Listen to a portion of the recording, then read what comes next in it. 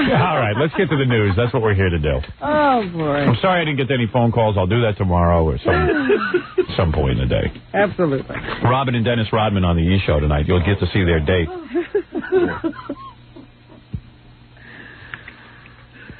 You know, I'm sitting here sort of feeling sorry for Robin Williams. Don't do that. Well, look at it. He, good friends with Christopher Reeve, the guy who played Superman, who is now completely paralyzed. And by the way, he's probably not even that good of friends with him. Like, they went to college together and they were friendly back then, but they probably hadn't seen each other in years. Well, all I know is that Robin Williams showed up at the hospital and started doing his doctor routine, and that was the first time Chris Reeve smiled, allegedly. Yeah, sure. Because now you wonder how much of any story is true. Right. Then all these stories started to come out that Robin Williams was going to pay all of Christopher Reeve's medical bill. Right. Man, the nanny got a hold of that. And, then you read stories that, these are whopping, incredible bills, $400,000 a year it's going to cost to maintain Christopher Reeve on this respirator and in his therapy and whatever other medical. I mean, I suppose that's with no problem. Right.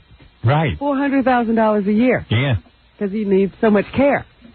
It's more than a movie. And everybody was saying, Robin Williams had said, don't even worry, your medical bills are handled. And, that's a nice thing to do, and it makes you look really good in the press. But it's not true. Christopher Reeve is taking care of himself, and now Robin Williams has to tell reporters, I'm not doing that. Yeah, he's fully capable of taking care of him. Somebody started this rumor, and I'm not doing that. Right. In fact, I can only help so much. Yeah, I don't want to be saddled with this guy. I didn't say, the doctor should have let him go. I'm not serving as his backup insurance plan. I'm not paying all of his medical bills. Right. He's taking care of himself. He has insurance and a book deal. So, don't saddle me with that. Stop saying that I'm the guy who's handling everything. Yeah, supposedly there was a boyhood pact when they were in Juilliard and they were going to take care of each other. It's like, hey, dude. Yeah, well, excuse me. If anybody ever falls off a horse. Yeah, here's my Robin Williams impression. It's how much? 400,000. I thought you meant like 30 grand or something. One-shot deal. Yeah, I'll contribute, but the Daily Star of London I'll do a telethon. Reported last month that Williams had made a New Year's vow to Reeve that he would pick up the tab after Reeve's insurance company capped at the cap at $1.2 million ran out. Great for insurance, huh? Yeah. You think you're covered, unless you have something really happen to you. Right. Well, first of all, these poor insurance companies, these doctors, these ghouls have figured out a way to extend people's lives even when they're mostly dead. Christopher Reeve, 99% of his body is dead. The only part that's working is the head, and that's barely going. And really, in the olden days, 5 years ago, a guy like this would have been dead. That's all. It would have been over. Not 5 years ago. Maybe 10, 15. 10. So now these insurance companies are like, what? You saved who? Oh, Christopher Reeve. You know what that's going to cost us? That's at least $1.2 million, a guy like that. Oh, boy. They save you no matter what. And the quality of life is zero. No, don't judge other people's quality of life. I know. Trust me, honey. You know what? I'm going to put you in a box where your head can stick out like Commander Pike. Just get with it. I know how I want to live, but you should have let the guy die. How other people want to live. No, I do. Christopher Reeve could say at any time, take me off this respirator. If they had let Christopher... No, he's not going to do that. He's a coward. He's not. All of us are. We're afraid to die. I would to say, don't put me on. The guy was dead. He was as gone as Gorilla. And Gorilla's fine. He does not want to leave us. Christopher Reeve would have been fine if that day was the last thing he did. He jumped off that horse, and that was it. But they brought him back to life like Frankenstein's monster, and he's sitting there, and his wife is exercising. First of all, you never know how injured somebody is. You got to check. Yeah. Oh, come on. It's ridiculous. They invented some machine so the guy could sit up straight. Yeah, but the point is, when he fell off the horse, nobody could tell how great the injury was. So the idea is keep him alive and get him to the hospital and find out. They know, these doctors. And then once you're at the hospital, like, well, we can't kill him now. Oh, they could have. Stop that. Oh, please. People should have regained consciousness, the poor guy. I feel horrible for him. It's a horrible thing. And let me tell you something. These doctors aren't doing anybody a favor. Not in that situation. Look, all I have to say is make up your mind. 1 minute you tell me, Robin, don't, if... Stop it. Stop it. This is a whole different thing. This is me. Don't let him take me off. I'm too important to the world to be gone. Oh, Christopher Reeve we can spare. Poor Chris. Now Robin Williams turning his back. He's been doing it. Backing out. This is why I feel bad for him. If none of this had ever come to light, he'd have only been a hero. Right. Because he made the guy smile. Right. Now it's like, oh, you're taking back the money? Well, screw you and your stupid smile. Right. So anyway, now... Robin Williams is on the Letterman special. Yes. So they were taping his thing. Oh, at the same time as yours? Yeah. Yeah, I didn't run into him, thank God, because I'm sitting there, and I go, oh, no. I got to go down next, and like... Yeah, that could have been very interesting. It was real weird. Letterman comes out, does a monologue, and all of a sudden, like, Robin Williams runs on the stage and starts in with that rapid-fire delivery thing. Stream of consciousness. Yeah, and don't get me wrong, I think Robin Williams is a real good actor, but I think as a stand-up comedian, he gives me the heebie-jeebies. I don't know what he's talking about. I'm sorry, I couldn't sit and laugh. So he runs out, and he starts... like wildly saying stuff to Letterman, and I don't even know what he's talking about. People are laughing. Letterman is standing there. He don't know what to do. And then he runs off. You know, it was one of those things. I said, and in and out. I said, is that guy gone? I don't want to run into him in the hall. Because he hates my guts. Because I called his wife the nanny. That's why he hates my guts. Can you believe this guy? I said he married his nanny, which he did. She was the nanny to his kids. And he was like, oh, that's it. Howard Stern said, what? Why doesn't he let that go? Yeah, let go, man. Get into it. Accept that you married your nanny. No, I'm saying that's what he says about you. Why doesn't he let that go? It's not true anyway. Yeah, he goes, it's not true. I go, well, you want to argue that point? She wasn't a nanny when I married her. So anyway, that's Robin Williams' story. Yeah, well, I'm sorry. I do. I feel bad for him because he was looking like a hero, and now this sort of makes him look like a guy who's not that generous. Listen, we're going to sit there and pay Christopher Reeve's medical bills. Oh, stop it. Ridiculous, $400,000. Tell the doctors to lower their fees. What do you think of that? What are they doing to him that's cost $400,000? Well, you know, you were talking about how expensive it is to do a movie. Yeah, but you got to stay in a hotel for that. Well, just imagine now, he has to have a house converted so that he can wheel up and down and all around in it. Well, he could slide down the steps. Big deal. You just hop out of your, your wife just rolls you down the steps. Oh, stop it. But what? A ski sled. A kiddie slide in there. A kiddie slide. And how does he get back into the chair? You're forgetting all of this. Rope. He can't. Rope. They hang him from his head. They put a hook in his head and they hang him. Then he's got to have professional people there taking care of him. Yeah. I mean, his wife can only do so much. She can't take care of a grown man 24 hours a day. Okay. She said for better or worse. He's got to have special equipment. Wonder if she's hungering for a man. That's something you would have to take up with her. Maybe she'll come in for an interview. Some of us could love regardless. Not you. No.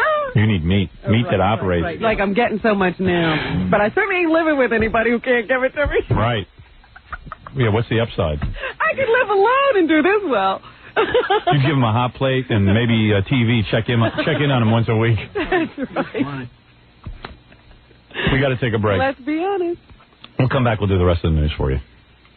You're listening to The Howard Stern Show. Stay right there. 97.1 The Eagle. Hi, I'm Robin Leach, and you're listening to The Howard Stern Show. The show that shocks America. The show that says exactly the truth. Yes, sir. The Howard Stern Show. Only here with champagne and caviar. And a sorry. Thank you, pal. Robin Leach, all hopped up. Champagne and caviar. What is this, Caribbean music? Who picked this? Scott picked the music? I told him not to pick the music. I told Ralph to pick it. I'm sure he did. I think he went under Ralph's record. That song is out in Z. Who is that? If I'm to believe the label, it says In Your Bedroom. Well, get it out of my bedroom and out of this radio station. All right. That song doesn't rock. Strong feeling. Oh, that's pussy music. It's great. It's great. Precisely why it won't be heard on this show. Put that on your joke tapes. Yeah, give that out to Jackie. You can have that one for free. All right. Please make a notation. Nice production, but that song really makes me want to just go to the Caribbean. Are you sure it wasn't Robin Leach, and maybe they did it because it was Robin Leach? I don't think so. No one gets that involved. Trying to match Robin Leach with music. I want to rock, man. That is an awful song. All right, it's gone. It makes me think of being on an island and those black guys with the those garbage pails. Waiting with machetes. Yeah. Ready to slice my head off. Hey, how you doing, man? You famous rock star. You got long hair. I'm not a rock star. You got the long hair, man. You got the... Yeah, exactly. What you said, pal. Yeah. Hey, where's my foot? That means your foot is in the steel drum. All right, anyway, Robin, let's get to the news. Never mind I was going to say, have you forgotten about your curfew? Yeah, I know. Well, today I got a reprieve. Oh, so any day you have a reprieve, you're just going to forget about time? No. I think you really have to practice every day. Tomorrow I got to be out at 10 o'clock promptly. But that's what I'm saying. You got to get into a rhythm. Yeah. Sure. Good luck. And then Friday I'm going to mellow out at Jackie's party. Oh, that's right. Looking forward to that. You have time for that? Yep. Friday, let's see, Ivan goes back to Los Angeles Friday. Betty goes back. Betty's going to be gone for 3 days to get her all her stuff. Is Ivan going to move here? No, Ivan. Oh. I'll tell you one thing, though. He better be on top of the situation. He has been, though. I can't complain. But so far the situation has been out there. Yeah.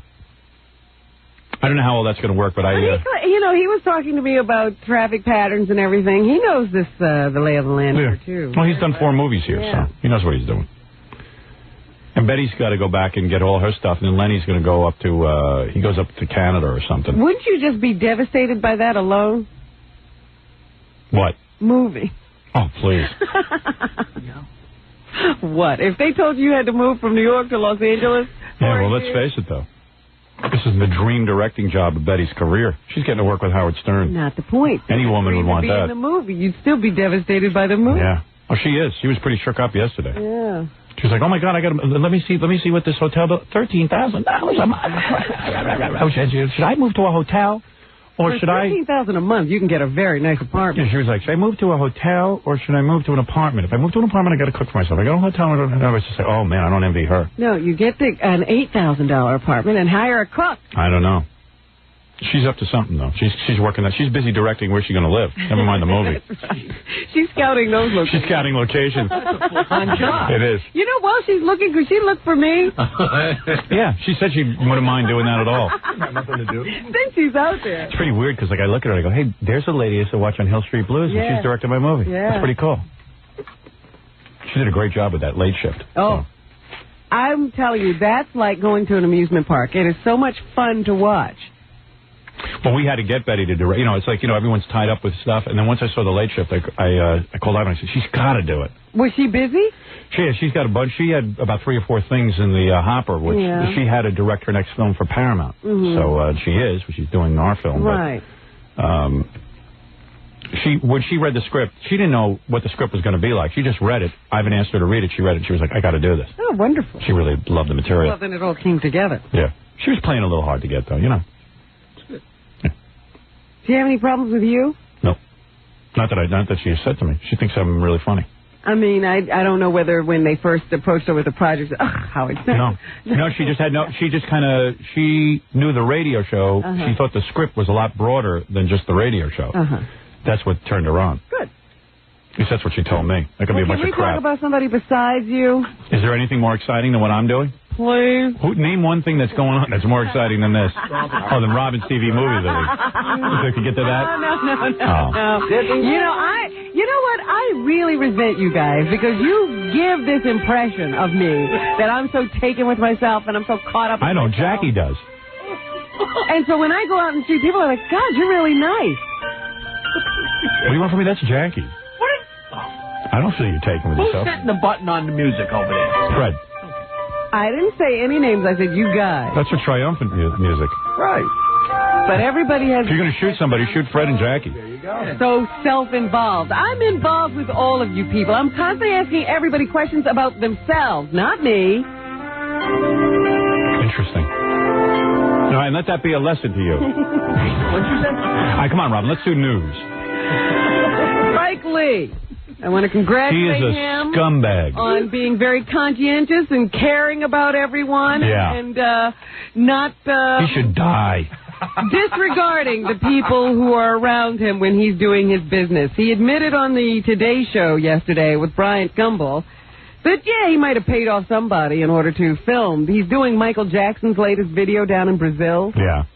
And he said sometimes when you're doing shoots and locations, you have to pay a guy. Mm-hmm. Now the Brazilian authorities are saying he paid off a drug dealer. That's good. He pays shakedown money. In order to do a shoot on this little street, like there was no other street in Brazil. Right. And now he's saying, to take the heat off of himself, he's saying, you do that in New York, too, sometimes. You have to pay people in the Big Apple. All right, let me tell you something about this guy. Well, I'm sure everybody in those neighborhoods appreciate you, too, Spike. Let me tell you something about this guy, what a phony he is. This is why I said, especially any Jew who would support his movie career is a flaming asswipe. Now, let me tell you something. I see this guy being interviewed on Entertainment Tonight. He's shooting a Michael Jackson video, right? So, and you know Michael Jackson, he's not a fan of Spike Lee. He's just going, hey, I hope Spike Lee saves my image with the black man.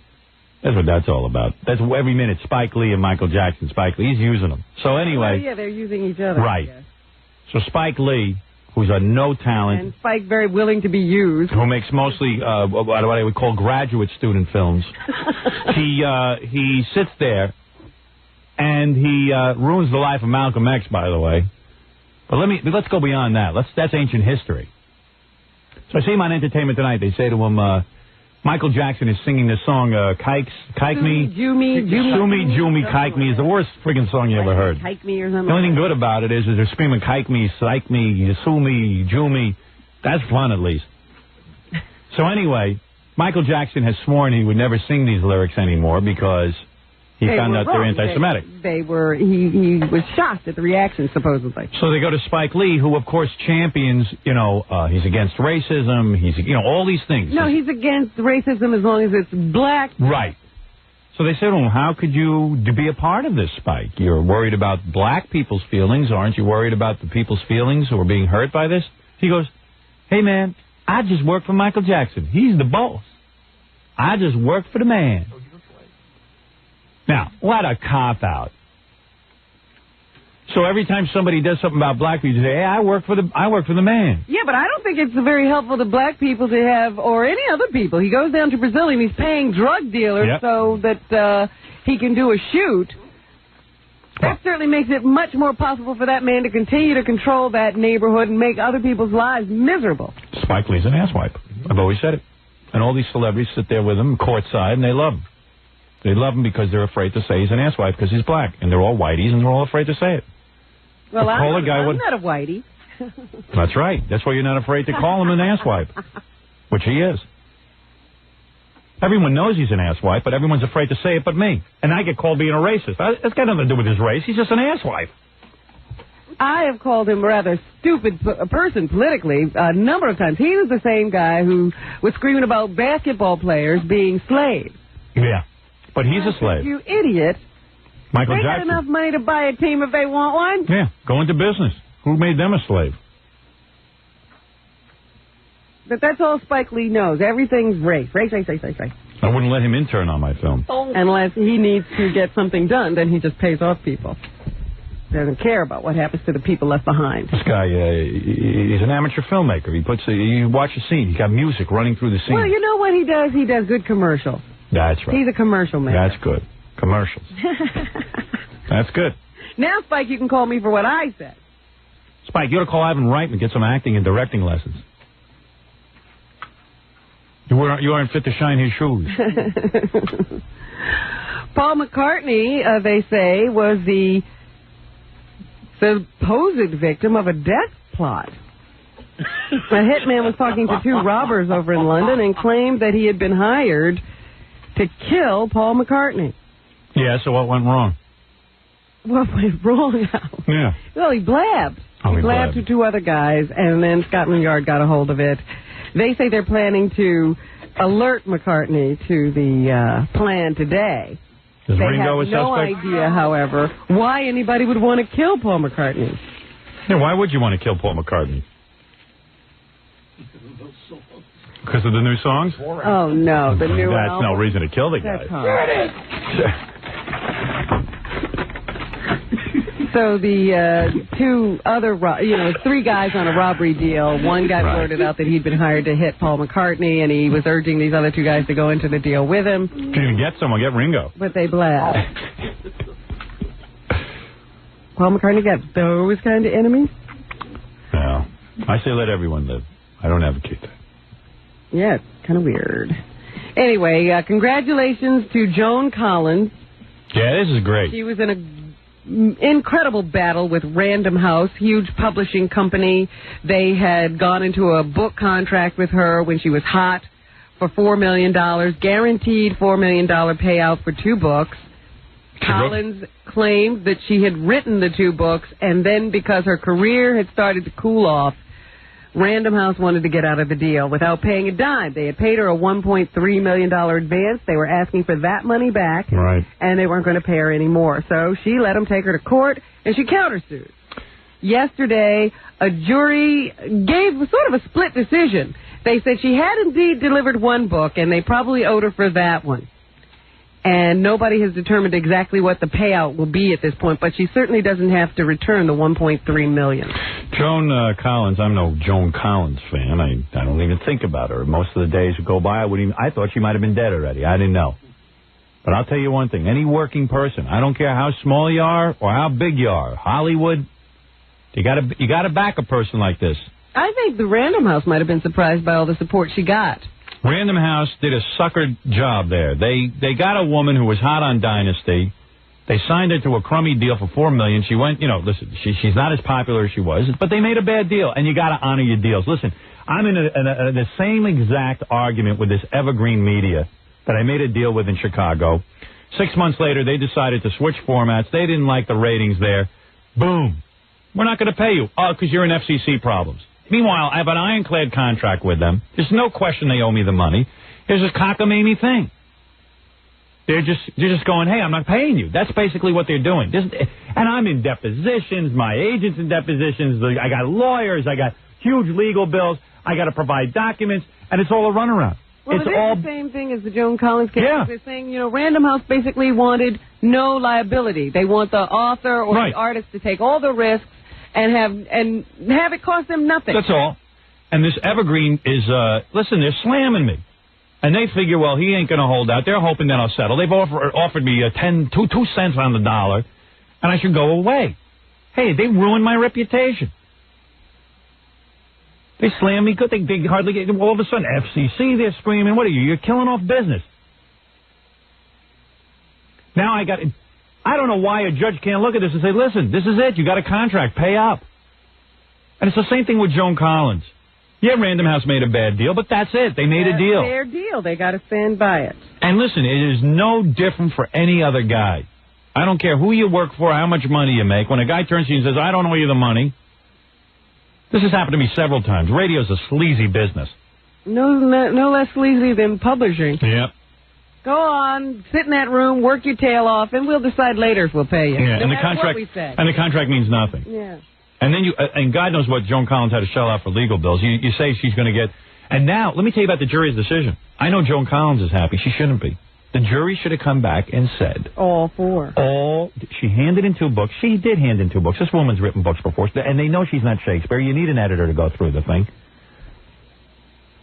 Everybody uses an editor. On my book, I use an editor. Everybody uses an editor. My editor. Great writers use an editor. I said, I need somebody professionally to tell me if they think this is working. I don't know. I'm sitting in my room writing this alone. You think John Grisham doesn't have an editor? Of course. So anyway, there's no question. The jury should have come back and just said, not only did you owe her the $1.3 million advance, but you owe her the remainder on this contract, and that's the end of it.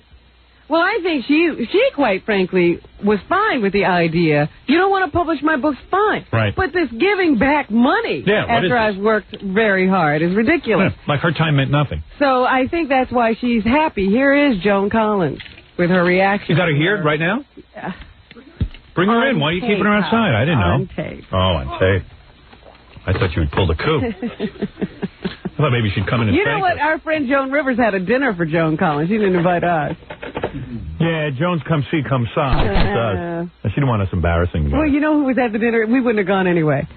Sally Jesse Raphael. I would have taken Sally. I would have wished she would have invited me to that. I would have taken this Sally Jesse Raphael and thrown her out the window. Sally Jesse Raphael and Cindy Adams. What a pig. Had a good time. Have you seen her red bozo hair? Yes, I saw the new hair. With that big crater face? She's downright frightening. You got to tune in the Sally Jesse Raphael show and see her face. Where's her rubber nose? I turned on her show the other day. Not only did she have that face, she had a woman on the stage. I mean, she has people come on, and the husbands tell the women to their face, I've been cheating on you. Yes. She doesn't have a morality problem with that, breaking the news to an unsuspecting woman? On camera. And then she goes up to him afterwards and goes, I'm so sorry. I don't think anyone deserved that. And that stupid audience boos. Yeah. They should be booing Sally. Yeah. Sally is you know what she is? She's Satan herself.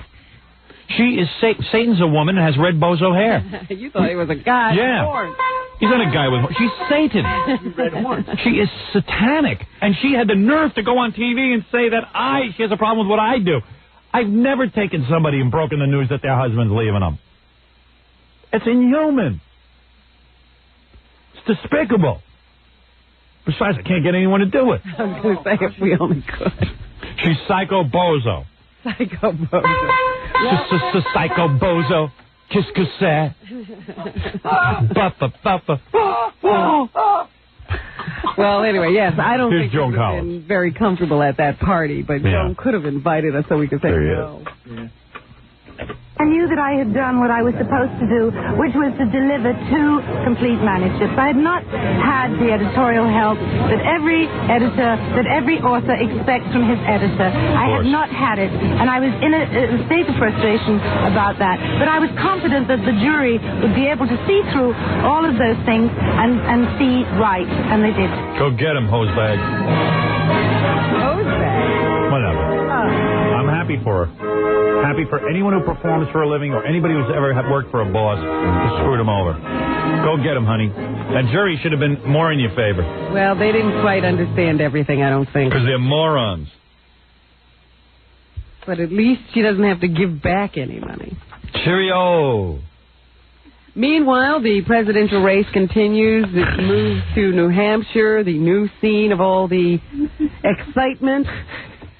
Now, Bob Dole is desperate to make sure he ekes out a win ahead of Pat Buchanan, who seems to be on a strong surge at this point after winning in Iowa and Louisiana. Let me tell you something about these... Or coming in second in Iowa, winning in Louisiana. Let me tell you something about these filthy farmers who sit out there in Iowa and New Hampshire and now make these decisions for us. They're all a bunch of losers. I'm going to tell you why. They're all screaming for the last 4 years, political Washington insiders stink. We want someone outside the system. We want blah, blah, blah. Okay. We want. Who do they put in? Bob Dole, the biggest insider in the world. He is the inside. He is the inside. In New Hampshire, they say, we want Steve Forbes. He's an outsider. Okay, he is an outsider. You're right. And the guy owes nothing to anyone. I don't even know anything about Steve Forbes except for the flat tax, which sounds like a pretty good idea to me. But I told you, I would go further. I'd do away with all taxes and just have a tax on on all our goods. That way there'd be no underground economy. At least a lot of people who don't pay taxes now would have to pay. You know what really cracks me up about this whole tax argument? The government keeps saying, well, then our deficit, well, then our deficit, well, then our deficit. Yeah. We didn't make the deficit. Right. They made it. Get us out of it. So they want an outsider. They got this guy, Steve Forbes. How about donating your salaries, you idiots? So now they get into Steve Forbes. They go, hey, here's an outsider. And then the other politicians, what do they attack the guy for? They say, he's spending his own money. He's a millionaire. Now, first of all, who you think can mount a campaign? Who are you going to elect? Who do you think is going to run? You got to get an outsider. Yeah, you got to get an outsider. You got to get a guy who's got some dough. And you want a guy who's got some dough who doesn't have to sit and get bought by patronage. So here they got an outsider. They got a guy who's, they put him on, then they knock him down, and they go for Dole. Dole, the biggest insider in the world. But the next guy... They're all liars. It seems to be Pat Buchanan. It's not even Steve Forbes, the second guy. I know. It's nuts. So Pat Buchanan claims to be an outsider because he's not taking lobby money and all of that stuff. I say if a guy is spending his own money, he must care. In some idiotic way, he must really care. What does he need to be president for? Yeah, but what does he care about? You got to ask yourself these questions. The problem is you can't find anything about anybody. I tell you, I should have run. I would have won. Let's go on to the people who have run. Okay. Pat Buchanan first? Pat Buchanan is a big loud now mouth. Getting a lot of attention. Everybody's interviewing him on shows, etc. And he's being criticized, of course, because he's been saying those little code words. Yeah. While nobody had their eye on him, things like real Americans, etc., etc., etc. Now he's changing his tack.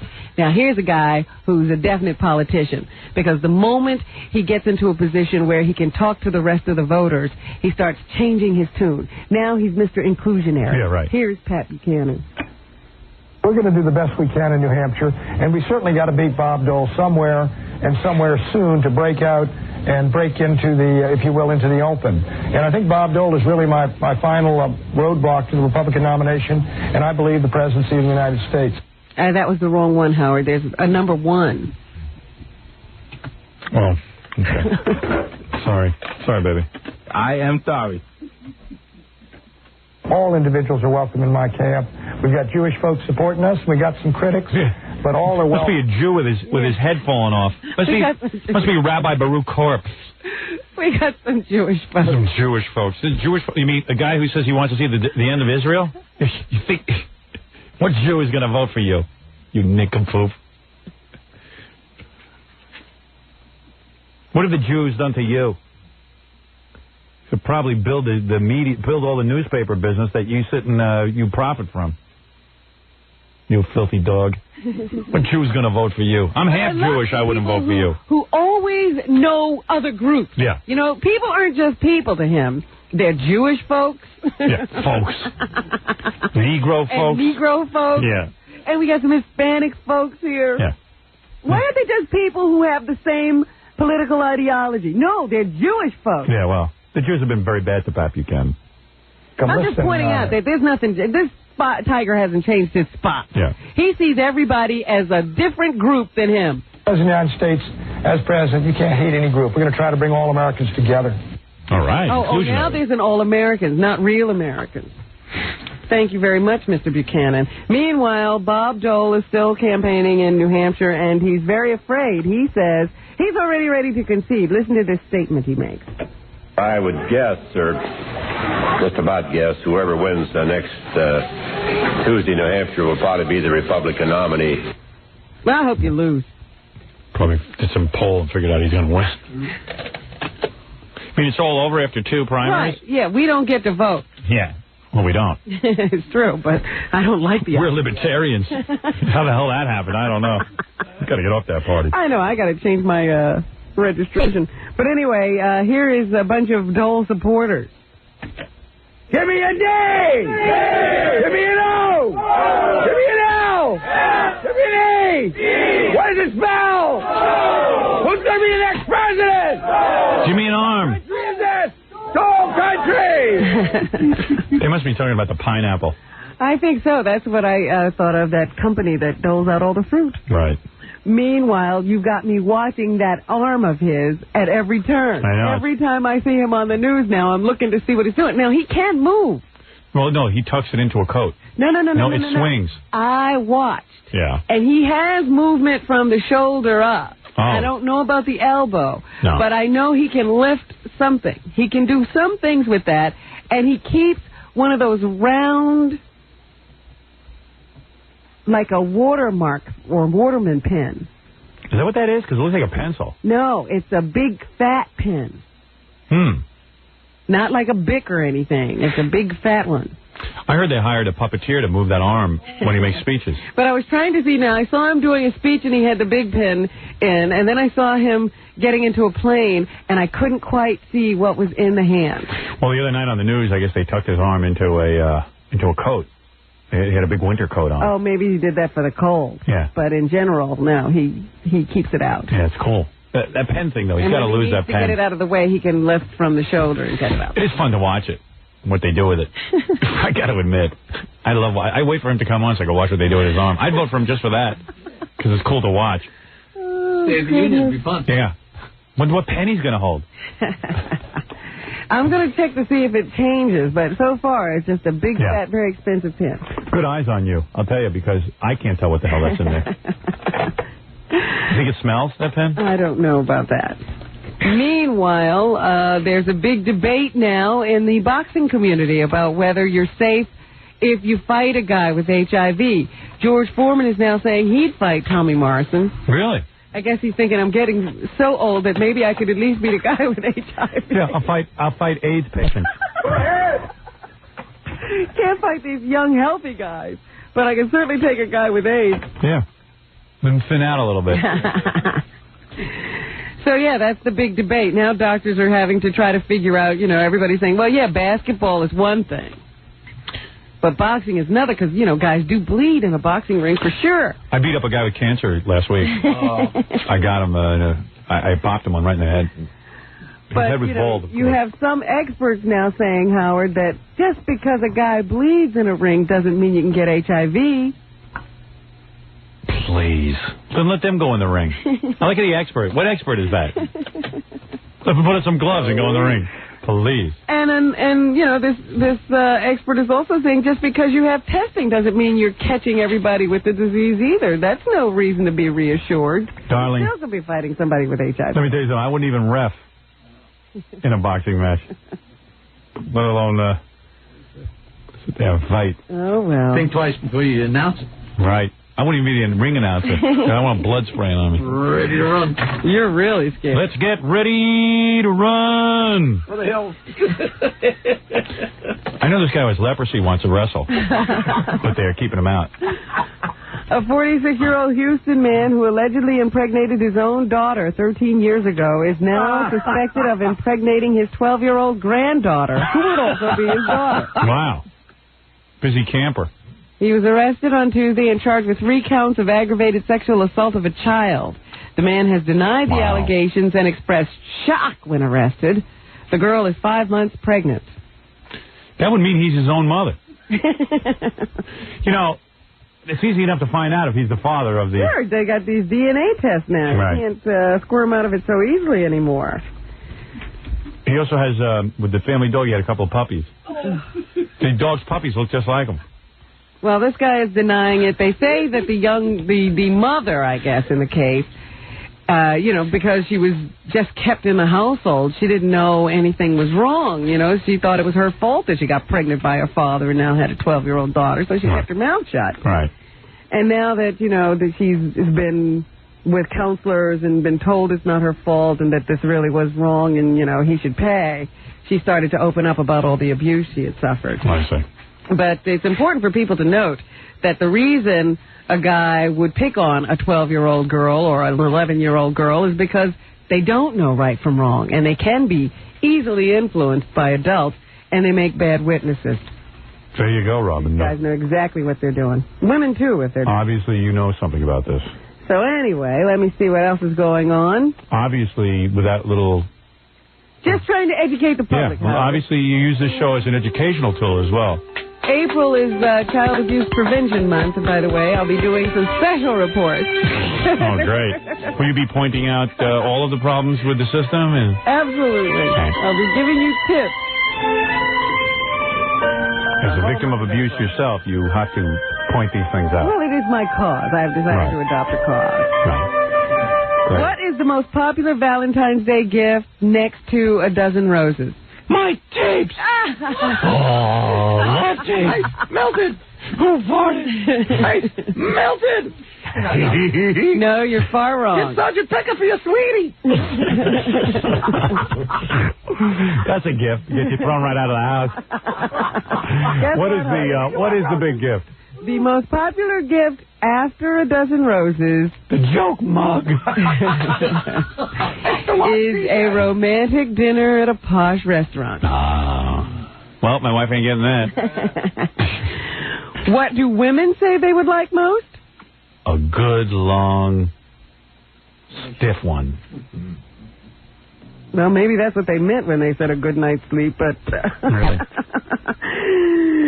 They didn't say it quite that way. A new Harlequin romance survey says nearly half the women polled believe that they'd rather have a good night's sleep than sex.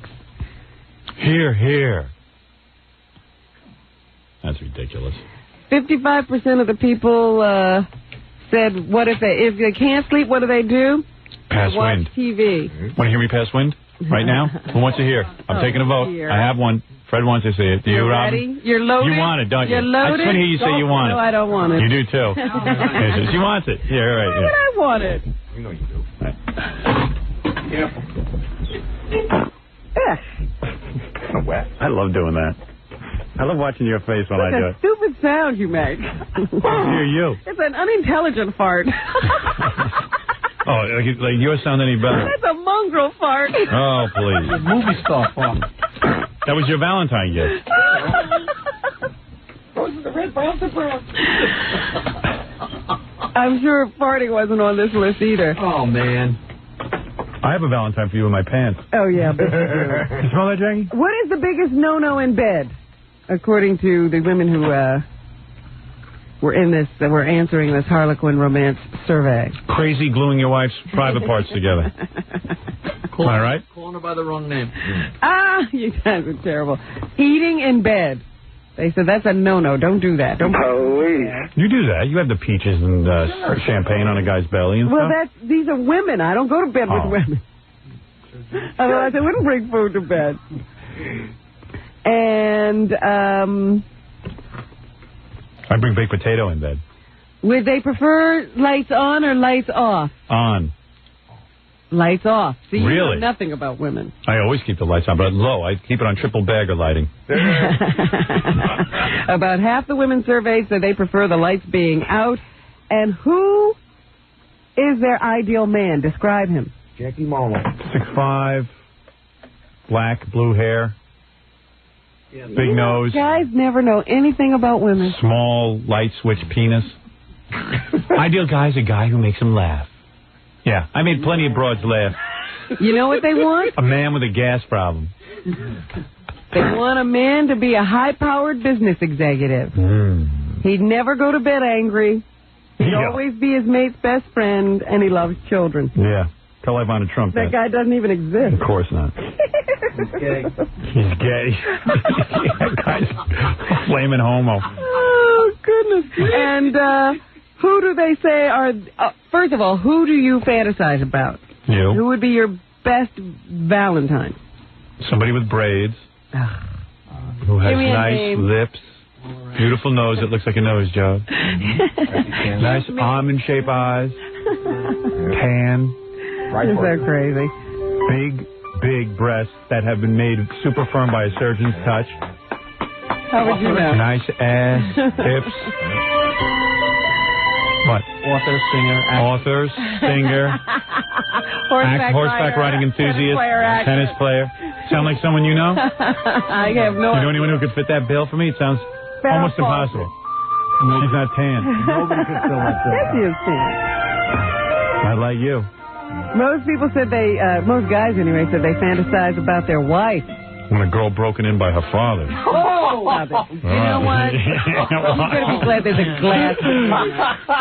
When it was a little, looking for a daddy figure. He broke you I care in. less about a daddy figure. I can take care of myself, thank you. I need a girl who's been broken in by her convict father. Oh, Jesus. Happy Valentine. I only got arrested once, right? As far as I know. Go ahead, Robin. All right. After their wife, Fred Norris.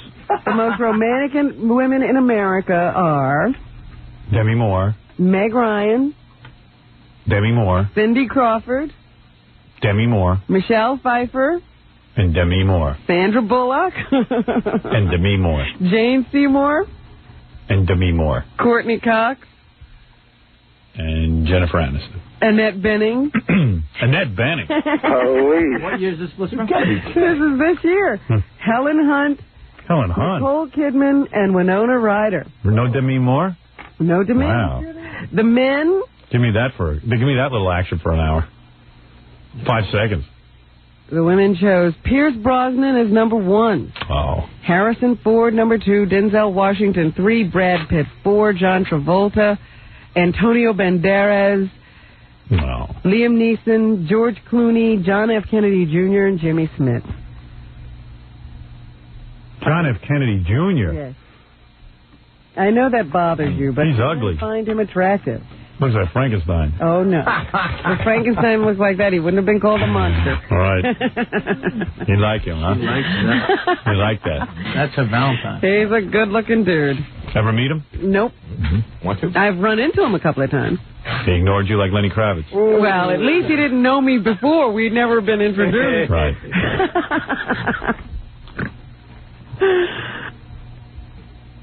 And finally today I want to talk a little bit about domestic violence. Uh-oh. Someone ought to smack Jackie. Yeah, you know, Jackie's the kind of guy who would drive me to be a batterer. He would be a husband batterer. What do you want to say? Obviously you have something to say, Robin. Well, first of all, you know, I do sympathize with police in this instance. When they come into these situations, you know, there's a woman screaming and crying and carrying on, and then they drag a guy out and throw him in jail. Yes. And then the women all refuse to testify. Right. It's ridiculous. What can they do? Happens over and over and over again. What are you supposed to do? Let them stay there and get beaten. And then when somebody gets killed, it's like the cops didn't do the right thing. Yeah, you're right. You can't police society. There's no, you know, they always talk about the breakdown of society.